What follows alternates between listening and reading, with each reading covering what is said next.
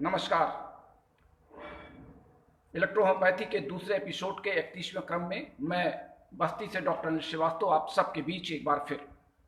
इसके पहले मैंने आपसे A1 और A2 की चर्चा की थी और आज क्रम के अनुसार A3 पर आपसे चर्चा करनी है। इससे पहले कि मैं A3 की बात आरंभ करूं, मैं अपने उन तमाम साथियों का आभार व्यक्त करता हूं जो लगातार मुझसे फ़ोन कॉन्टैक्ट पर बने हुए हैं या व्हाट्सएप पे अपने सवाल जवाब हमसे ले रहे हैं। मैं अपने उन साथियों का भी आभार व्यक्त करता हूं जो लगातार मेरे इस कार्यक्रम को सुन करके मेरा उत्साह वर्धन कर रहे हैं। और नामों की अगर मैं चर्चा करूं तो बड़ी लंबी सूची हो जाएगी और उस समय को मुझे बचाना है। मैं अपने उन साथियों का भी आभार व्यक्त करता हूं जो समय समय मुझे अच्छे सुझाव दे रहे हैं और उन सुझावों के तहत मैं इस क्लास को और रोचक ढंग से बनाने का प्रयास कर रहा हूं। आप में से कुछ साथी लगातार अनेक रोगों पर औषधियों की चर्चा हमसे चाहते हैं, लेकिन मैंने आपसे कहा है कि मैं 3-4 दिन में इस मैटेरिया मेडिका के क्लास को संपन्न करके जब मैं प्रैक्टिस ऑफ मेडिसिन में प्रवेश करूंगा तो मैं कुछ आपको आसान तरीके बताऊंगा जिससे आप स्वयं एक चिकित्सक के रूप में विभिन्न रोगों के नाम से आप औषधियों को तलाश करके स्वयं एक अच्छे फिजिशियन के रूप में अपनी प्रतिष्ठा करें। यद्यपि मैं आपके साथ हूं, मैं आपके हर समस्याओं में आपके साथ हूं, लेकिन मैं चाहता यह हूं कि मेरे इन क्लासों इसलिए आप कोशिश करें कि आप अच्छे डॉक्टर के रूप में अपने आप को प्रतिष्ठापित करें। बात करते हैं A3 की। लिम्फ और ब्लड में होने वाला स्थायी परिवर्तन ये रोग का कारण है। इलेक्ट्रोहोम्योपैथी की एक महत्वपूर्ण उपलब्धि है और लिम्फ और ब्लड दो स्तंभों पर इलेक्ट्रोहोम्योपैथी की छत लगी हुई है। स्वाभाविक है कि लिम्फ और ब्लड के इन दो स्तंभों की जानकारी हमको पूर्व से चाहिए। जब मैंने आपको कनेक्टिव टिश्यू या वैस्कुलर टिश्यू के बारे में डिस्क्रिप्शन दिया था तो मैंने लिम्फ और ब्लड की पूरी व्याख्या की थी और उनमें होने वाले अंतर भी मैंने स्पष्ट किए थे। लिम्फ ग्रुप के औषधि को यलो मैं आपको विस्तृत रूप में बता चुका हूं। A3 या एंजाइटो ग्रुप की A3 एक बहुत ही महत्वपूर्ण औषधि है जिसके बारे में चर्चा करना बहुत ही जरूरी है। A3 के अंदर जो पौधे समावेश किए गए हैं उन पौधों में 7 पौधे लिए गए हैं। Arnica montana, Avena sativa, Malva sylvestris canadensis, Hydrastis canadensis, Pulsatilla vulgaris और आर्टेमिसिया एब्रोटनम। ये 7 पौधों का जो समावेश किया गया, इन 7 पौधों में से जो विशेषता है, जिनमें से 3 पौधे फैमिली कंपोजिटी के हैं और ये पौधे हैं आपके अर्निका मोंटाना, एविना सटाइवा और आर्टेमिसिया एब्रोटेनम। ये कंपोजिटी फैमिली के हैं। कंपोजिटी फैमिली के पुष्प की जो विशेषता होती है, इनमें 3 प्रकार के पुष्प एक साथ एक गुच्छे में पाए जाते हैं और कंपोजिटी पुष्प के फूल आपके आसपास गुलदावरी और सूरजमुखी के फूल दिखाई पड़ते हैं। उसी ग्रुप फैमिली से बिलोंग करने वाला ये 3 पौधे हैं। एक पौधा आपका क्रूसीफेरी फैमिली का है जिसे हम कहते हैं मालवा सिल्वेस्ट्रिस। चौथा पौधा बैरनेसी फैमिली का है। 5वां पौधा हाइड्रेस्टिस डिसेसी फैमिली का है। 6वां पौधा रूना कुडेसी फैमिली का है। तो इस तरीके से इसमें 3 कंपोजिटी, एक क्रूसीफेरी और 3 अलग अलग फैमिली के पौधों का समावेश किया गया है। A3 चूंकि हृदय की मुख्य औषधि है, हृदय का मुख्य काम देखा गया है, तो अगर हम चर्चा करें कि अर्निका मोंटाना जो कि कंपोजिटी फैमिली का पौधा है और ये इसके जो राइजोम है, ये राइजोम और इसके फूल, इन दोनों का उपयोग एक अच्छे क्या कह सकते हैं कि हम एक अच्छे टॉनिक के रूप में इसका उपयोग हम घावों में को ठीक करने के लिए टॉनिक के रूप में, जहाँ पर तेज तरीके के घाव हैं उनको, उनकी कोशिकाओं को रिपेयर करने के रूप में हम इसका उपयोग, इस पौधे का उपयोग करते हैं इस दवा में जब हम A3 बनाते हैं। दूसरा पौधा हमारा है इसमें आर्टेमिसिया चाइना, इसका भी डिस्ट्रीब्यूशन बहुत ही वेरियस फॉर्म में पाया जाता है। Extremely wide distribution in the northern hemisphere region में, ये पूरे भारत में वर्ल्ड में पाया जाता है। और लगभग 7 लाख से 9 लाख पौधे इसकी विभिन्न वैरायटियों के पाए जाते हैं। 7 लाख वैरायटी इसकी पाई जाती हैं विभिन्न स्रोतों से। इसका तना, इसकी मुख्य ब्रांचें पेरेंटल एरोटोमिक सर्व के रूप में जाना जाता है और लगभग 2.5 सेंटीमीटर ये लंबा होता है। बहुत छोटे पौधे होते हैं, छोटी छोटी रेंग करके ये घास पर चलते हैं 1 मीटर से लेकर के, और लगभग इसको ये मान के चलिए कि लगभग 1 मीटर इसकी हाइट होती है और 2.5 सेंटीमीटर के लंबे लंबे इसके पत्ते होते हैं। बहुत छोटे छोटे पत्ते पाए जाते हैं, लंबाई इसकी लगभग 1 मीटर की होती है।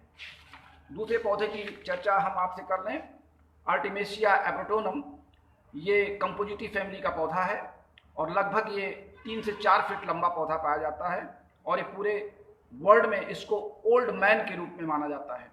साउथर्न वर्ल्ड, दक्षिणी भारत में ये ज़्यादा पाया जाता है। Genus so great diversity of leaf shape इसका नाम रखा गया है। इसमें लेमन कलर के कुछ छोटे छोटे पुष्प आते हैं जिनका उपयोग हम औषध बनाने के रूप में करते हैं।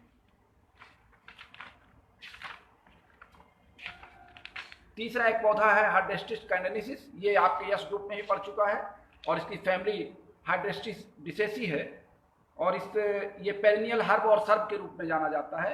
विशेष करके इसके रूट यानी इसकी जड़ें एल्कोइड के रूप में जल का अवशोषण ज़्यादा करती हैं और जल के अवशोषण ज़्यादा इसके होल प्लांट का यूज हम करते हैं क्योंकि इसमें जल की मात्रा ज़्यादा पाई जाती है। इस नाते इस पौधे का उपयोग हम पूर्ण रूप से करते हैं। इसको पहले उखाड़ करके इसकी मिट्टी को पानी में साफ करके और धीरे से इसको हम कोहेवेशन विद से हम इस पौधे का अर्क प्राप्त करते हैं और ये हमारे A1 A3 की दवा में इसका हम मिश्रण करते हैं। एक और पौधा है इसमें महत्वपूर्ण जिसे हम मालविया सेरेरिस कहते हैं। ये मालवेसी फैमिली का पौधा है और मालवेसी फैमिली गुड़हल की प्रणाली का जो पौधा है मालवेसी, ये नाम से ही इसको मालवा कहा गया है, लेकिन चूंकि मालवेसी फैमिली में आपके जो एंडोसियम और गायनोसियम का डिवाइडेशन होता है और करोला की संख्या लगभग समान होती है। एक कैलिक्स आपका हरे रंग का होता है और करोला लगभग रेड कलर का और पिंक कलर का पाया जाता है। इसकी पत्तियां 5 खंडों में बटी होती हैं। ये डाइकॉट पौधा होता है, 2 दल वाला पौधा, और मेडिसिनल प्रॉपर्टीज के रूप में अगर हम इसको देखें तो ये इसकी पत्तियां, इसके तने, इसके फूल सभी का उपयोग हम औषध बनाने में करते हैं। पल्सेटिला वल्गैरिस ये रूनिकेलेसी फैमिली का पौधा है और इसका जो डिस्ट्रीब्यूशन है पूरे वर्ल्ड में, ये यूरोप, आसिया और टर्की में ज़्यादा पाया जाता है। भारत में ये पौधा नहीं मिलता है। ये पेरिनियल हर्ब के रूप में इसका उपयोग किया जाता है। इसकी ब्रांच लीफ 3 खंडों में बटे होते हैं और तीनों खंडों में इसके लार्ज रूप में हम इसकी पत्तियों का और फ्लावर का उपयोग करते हैं।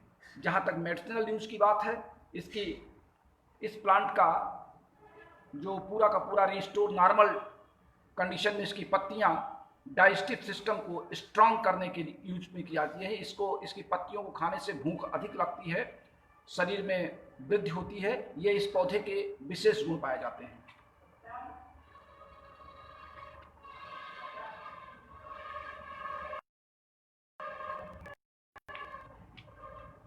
तो ये था इन पौधों की बॉटनिकल पॉइंट ऑफ व्यू से इन पौधों का डिस्क्रिप्शन। अब हम चर्चा करते हैं, चूंकि हार्ट की या हृदय की संस्थान की दवा है, तो हृदय के गतिविधियों के कौन कौन से अंग जुड़े हैं, जहां तक हृदय का कनेक्शन इंटर कनेक्शन है, ठीक उस तरीके जैसे एक टेलीफोन एक्सचेंज होता है। टेलीफोन एक्सचेंज से निकलने वाले तार आपके घरों तक जाते हैं। आपके घर में बजने वाली फोन की जो घंटी होती है वो टेलीफोन एक्सचेंज से जुड़ी हुई है। यानी टेलीफोन एक्सचेंज से निकलने वाले हर घरों तक जाने वाले वायरस की हर सूचना टेलीफोन एक्सचेंज को होती है। ठीक उसी प्रकार हृदय से जुड़े हुए शरीर के विभिन्न अंग, जिन अंगों तक आपकी आर्टरीज और वेन्स जाती हैं, वहां के सारे अंगों तक हृदय का एक नियंत्रण होता है, हृदय पर उसकी गतिविधियों का पहुंचने का, संचार का एक माध्यम बना होता है। ऐसी दशा में हृदय एक बहुत ही महत्वपूर्ण संस्थान हमारे शरीर का है। इस बीच हमारे जोशी नर्वोत्तम जी हमको नमस्कार कर रहे हैं। डॉक्टर रवि कुमार इस समय लाइन पर हैं। आप सबका नमस्कार स्वीकार है, आप सब ऑनलाइन पर हैं, बहुत बहुत धन्यवाद आप सबके लिए। हमारे जो भी साथी लाइन पर हैं, अगर वो लिख रहे हैं तो भी अच्छी बात हो, और नहीं लिख रहे हैं, अगर आप लाइन पर हैं तो आप, इसका मतलब कि आप लाइक कर रहे हैं। तो मैं बात कर रहा था कि हृदय संस्थान एक ऐसा संस्थान है जो रक्त की संचार को पूरे शरीर के विभिन्न अंगों तक पहुंचाता है। पहुंचाने का तात्पर्य है कि हृदय जब पंप करता है तो हृदय से निकलने वाला रक्त हमारे, मैंने आपको बताया था कि 17 से 30% तक पहला सप्लाई ब्रेन की ओर होती है और शेष सप्लाई शरीर के विभिन्न अंगों तक होती है। तो स्वाभाविक है कि रक्त के, ब्लड के साथ रक्त और रक्त की कार्य प्रणाली यानी आरबीसी, डब्ल्यूबीसी, प्लेटलेट्स, थ्रोम्बोसाइट, ये सारी की सारी जो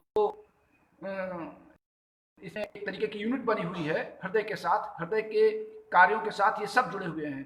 तो डब्ल्यूबीसी, आरबीसी के निर्माण की कहानी हो, या बोन मैरो में ब्लड के बनने की बात, या हमारे किडनी में रक्त के छनने की बात हो, ये सारे अंगों पर अपना प्रभाव दिखाता है। यानी A3 की दवा हमारे हृदय संस्थान, किडनी पर, आर्टरीज, वेन्स पर, हमारे डाइजेस्टिव आहार नाल की जहाँ पर ये कैपिलरीज हमारी जाती हैं, उन सारे अंगों तक A3 का प्रभाव बहुत जबरदस्त पड़ता है। हम कि अगर कहीं पर चोट लग जाए, रक्त का फ्लो बह रहा है, रक्त के जमने की प्रक्रिया करना है, हमको A3 ही याद करना है। रक्त के निकल जाने के बाद, फोड़ा फटने के बाद तीव्र ज्वर होना, स्प्लीन में कैपेसिटी का डाउन होना, लीवर के फंक्शन में एबनॉर्मलिटी आना, इन सारे अंगों के लिए हम A3 को प्रमुखता से याद करते हैं। वैसे भी मैंने आपको एक फार्मूला बताया था L1, A3 और S1 का, यानी मैंने 3 औषधियों को डाइजेस्टिव सिस्टम को स्ट्रॉन्ग करने के लिए एक मेडिसिन का फार्मूला आपको बताया था, जिसमें L1 और A3 कंपलसरी है। कभी कभार ऐसा भी होता है कि आपके पास कोई भी रोगी आए और आप कुछ समझ नहीं पा रहे हैं कि इसकी शिकायतों पर हम कहाँ तक जाएं। तो मैंने एक दिन चर्चा के दौरान आपको ये बताया था कि जब ऐसी समस्या आपके बीच आ जाए कि आप रोगी के रोग को या उसकी शिकायतों को सुन करके पहचान न सकें, तो बिना कुछ सोचे आप पहले उसको L1 और A3 दे दीजिए, और L1 A3 देने के बाद लगभग 5 घंटे तक आप कुछ भी दवा न दें तो L1 और A3 हर अंग पर कार्य करना शुरू कर देगी। मैंने आपसे पहले भी चर्चा की कि L1 और A3 अर्थात लिम्फ और ब्लड, ये दोनों एक महत्वपूर्ण औषधियाँ हैं। ब्लड और लिम्फ दोनों एक महत्वपूर्ण, क्या कहते हैं कि इसको एक लिंक है, कड़ी है एक दूसरे से। तो जब आप L1 और A3 की दवा को उठा करके दे देते हैं तो आपको कुछ सोचना समझना बहुत देर तक नहीं है। उसके बाद फिर आप एक्सेसरी अंगों को या कनेक्टिव अंगों को समझते रहिए और उसके बाद उन दवाओं का चुनाव आप करते रहिए।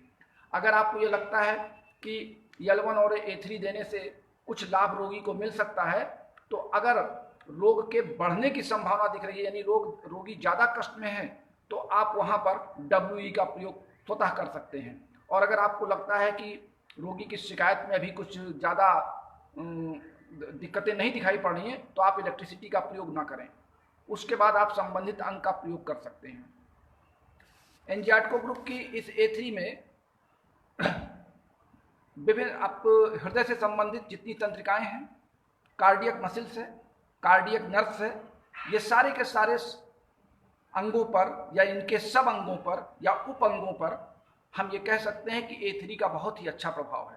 तो A3 का चुनाव करने के लिए आपको कुछ सोचना नहीं है। रोगी के, यानी रोगी के हर शिकायत पर आपको A3 देना ही देना है। हमारे बहुत से चिकित्सक इस बात को कहते हैं कि डॉक्टर अनिल के फार्मूले बड़े अजीब से होते हैं और तमाम औषधियाँ उनके समझ से बाहर हो जाती हैं। तो मैं आपको ये समझाता हूँ, हमने अपने डाइजेस्टिव सिस्टम में भी A3 लिया है, एक्सक्रीटरी सिस्टम में भी A3 लिया है, यानी L1, A3 और S1 ये हमने डाइजेस्टिव सिस्टम के लिए लिया है, और L1, A3 और S2 ये हमने एक्सक्रीटरी सिस्टम के लिया है।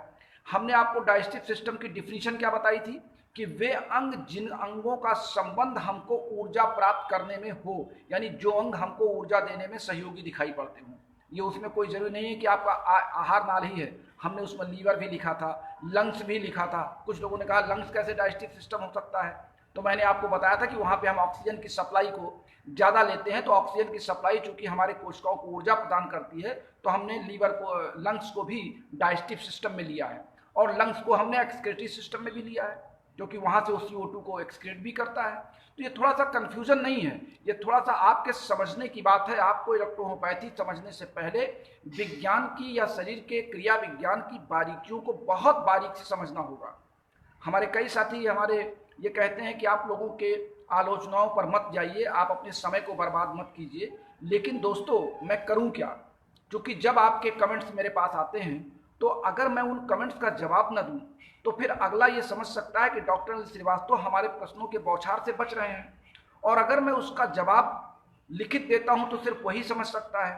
तो हो सकता है कि आप मेरे बहुत अच्छे समर्थक हूं, लेकिन आपके मन में भी कोई ऐसे सवाल निकल के आ रहे हों जिसका जवाब आपको चाहिए, लेकिन आप संकोच बस मुझसे पूछ नहीं पाते हैं, और वो सवाल कोई दूसरा कर लेता है। इस नाते मैं अपने इस ऑनलाइन वीडियो के माध्यम से भी मैं उन साथियों की बातों को जिक्र करना चाहता हूं, लेकिन समय अवधि कम होने के कारण अब मैं अपने आप को नियंत्रित कर रहा हूं और कोशिश कर रहा हूं कि सिर्फ विषय से संबंधित बातें आपको करूं।